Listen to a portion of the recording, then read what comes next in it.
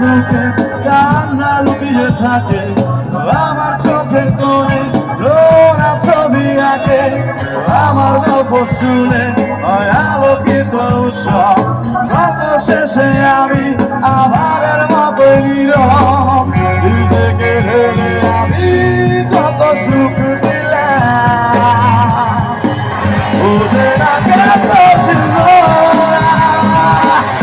ওদের না বাকি দাদা, সে না মতো কেউ শুনো না।